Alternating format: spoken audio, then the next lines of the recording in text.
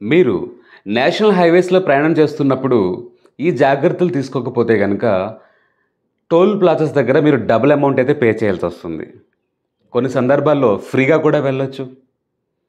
ఒకవేళ ఆ toll plaza దగ్గర ట్యాక్స్ అనేది మీరు కట్టి ఆ రిసిప్ట్ తీసుకుంటే ఆ తర్వాత కలిగే ప్రయోజనాలు ఏంటి అనే విషయాలపై ఈరోజు మనం తెలుసుకోబోతున్నాం. ఫాస్టాగ్ గురించి పూర్తి వివరాలు ఈరోజు మీరు ఈ వీడియోలో చూడబోతున్నారు. This is Satya Gummapu. Welcome to Telugu finance TV.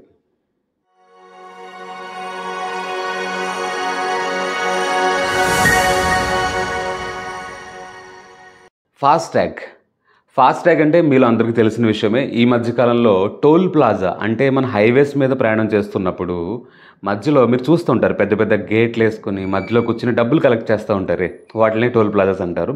ఆ టోల్ ప్లాజాస్ దగ్గర మనం అమౌంట్ పే చేసి ఆ హైవేని దాటి ముందుకు వెళ్ళాలి. ఓకేనా?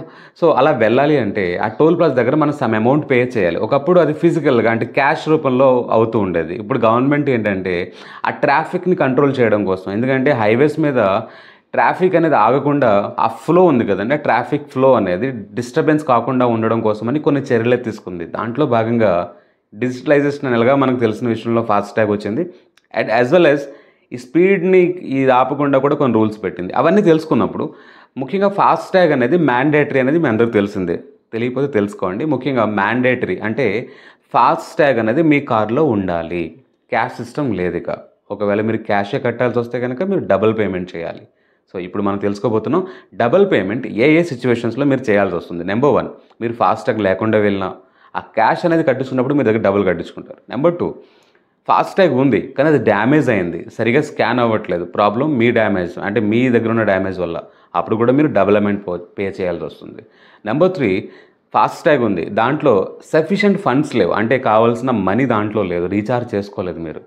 ఆ సందర్భంలో కూడా మీరు క్యాష్ ఇవ్వాల్సి వస్తుంది కాబట్టి అక్కడ కూడా డబుల్ పేమెంట్ చేయాల్సి వస్తుంది. కాబట్టి డ్యామేజ్ కాకుండా ఫాస్టాగ్ అనేది నీట్గా ఉంచండి. దాంట్లో మీరు జర్నీ చేయకముందే రీఛార్జ్ చేసుకుని ప్రయాణం చేయండి.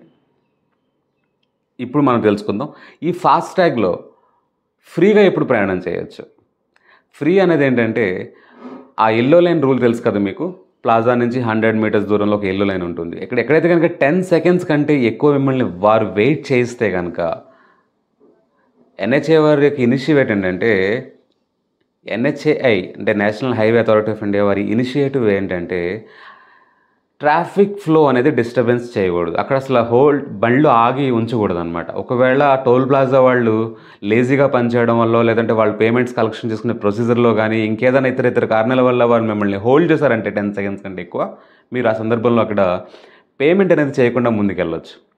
నెంబర్ 2, ఒకవేళ మీ స్కానర్ బాగానే ఉంది, వారు స్కాన్ చేసుకున్నప్పుడు వారి మిషన్ సరిగా లేక, అంటే వాళ్ళు స్కాన్ చేసుకుంటారు కదా, వాళ్ళ మెకానిజం సరిగా లేక, సారీ సార్ మాది ఈరోజు పని చేయట్లేదు, మీరు క్యాష్ ఇచ్చేయండి అన్నగానే మీరు క్యాష్ ఇవ్వాల్సిన అవసరం లేదు, మీరు వెళ్ళిపోవచ్చు అక్కడి నుంచి. కానీ వారు అది ఓపెన్ చేయకుండా, లేదంటే మీరు ఇచ్చే వెళ్ళాలి, అలా ఎలా కుదురుతుంది మీకు చెప్పాం కదా అని అటు ఇటుగా మిమ్మల్ని ఇబ్బంది పెడితే మీరు ఎన్హెచ్ఏ వారి హెల్ప్ లైన్ నెంబర్ కాల్ చేసి వారి మీద కంప్లైంట్ అయితే ఇవ్వచ్చు 1033లో. ఓకే. సో ఫ్రీగా ఎప్పుడు మీరు ప్రయాణం చేయాల విషయం కూడా తెలుసుకున్నారు. ముఖ్యంగా బెనిఫిట్స్ ఏంటి, ఒకవేళ మీరు అక్కడ ట్యాక్స్ పే చేసి ముందుకు వెళ్ళారు, ఒక రిసిప్ట్ మీ జేబులో ఉంది, ముందుకు వెళ్ళారు.